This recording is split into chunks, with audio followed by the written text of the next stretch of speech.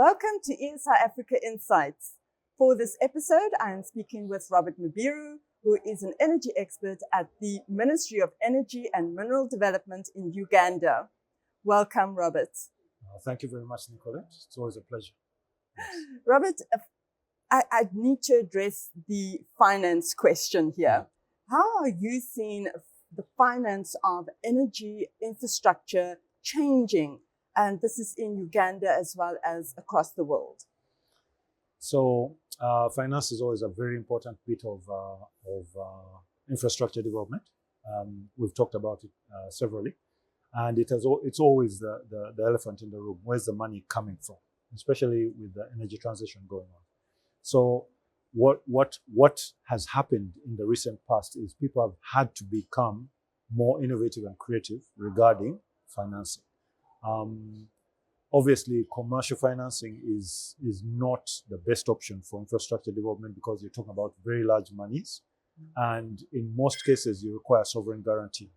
But over the years, especially with a growing debt burden with countries, in sub-Saharan Africa, like elsewhere, it is an issue, especially when you're moving from a low base as an economy.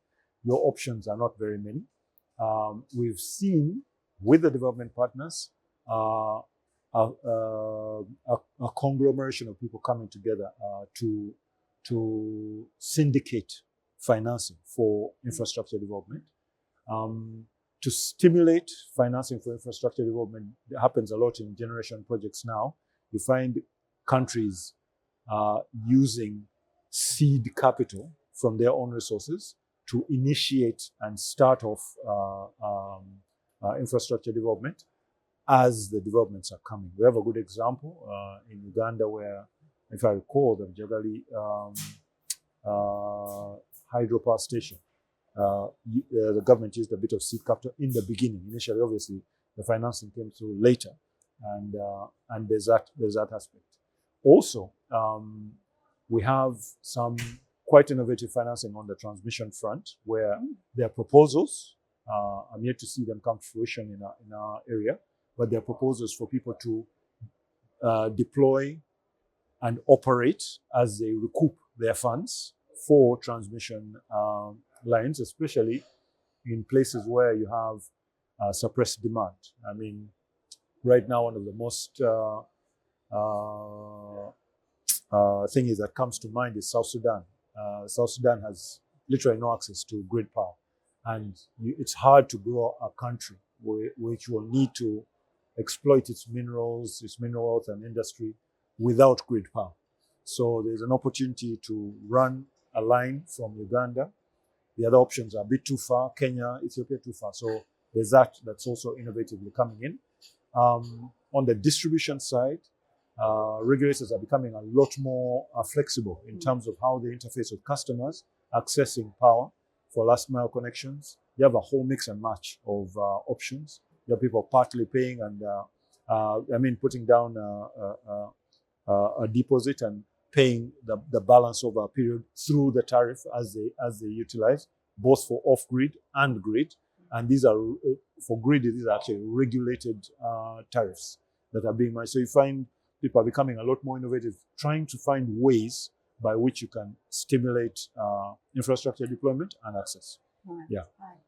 So let's move on to the customer side of the business. Yes. We are seeing that the end user profile is definitely changing. Yes. So how do you see this changing, and what is it that's moving this change? Okay, so that's a really loaded question.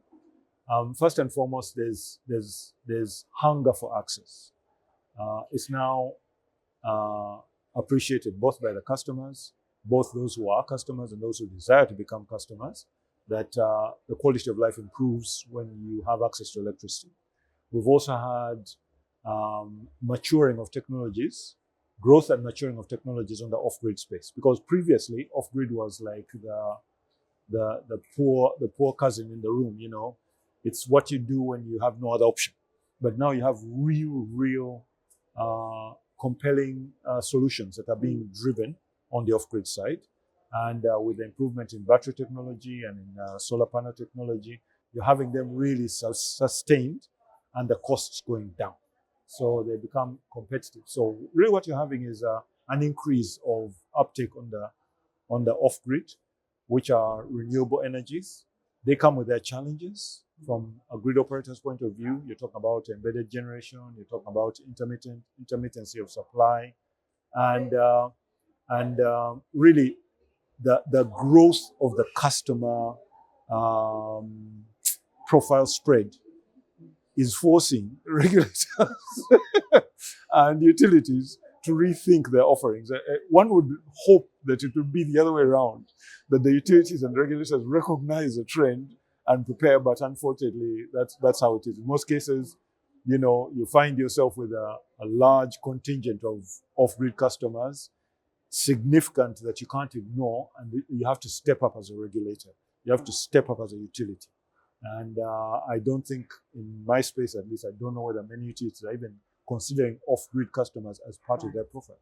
So maybe they're losing out on growth. The opportunity to access an off-grid solution, especially in the Ugandan space, East Africa, the number of private operators who are ready to give last-mile connection solutions is just amazing. It's amazing. It's amazing, and the numbers even show the little bit of intervention that has been done on the project that I'm working.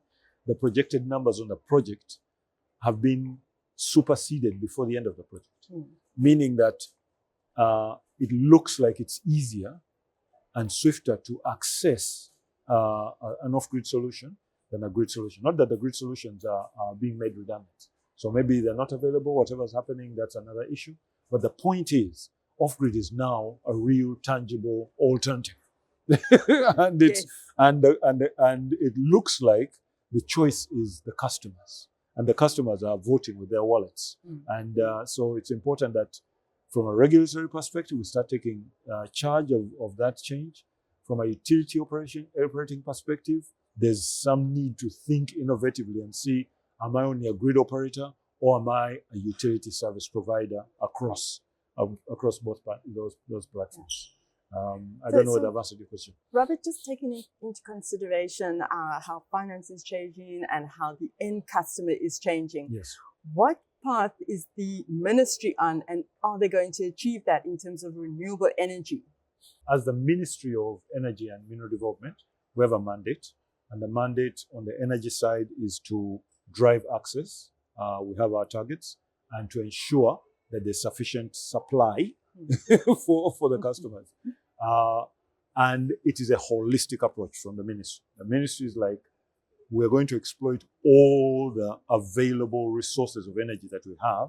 When you look at our growing population, we look at the growth trajectory of the economy and the projections that are ahead, to ensure that's our mandate, to make sure that the country is in a position where it can meet those requirements. So grid is part of it. It's a big part of it. Off-grid is also a big part of it. Right now, in the ministry, there's a project that's going on. It's called the Electricity Access Scale-Up Project. It has both a grid and off-grid component. And there are targets that have been given. So from a ministry perspective, the eye is on the ball for both of them, making sure that grid alternatives are available without ignoring the off-grid. And from a customer perspective, we're using the utilities mainly to access grid, and the off-grid service providers for customers to access off-grid. Yeah. So that's the main thrust. Thank you so much for sharing all of that with us, Robert, and I wish the ministry all success. We'll need it. And thank you for watching. Please stay tuned for the next insights and have a powerful day.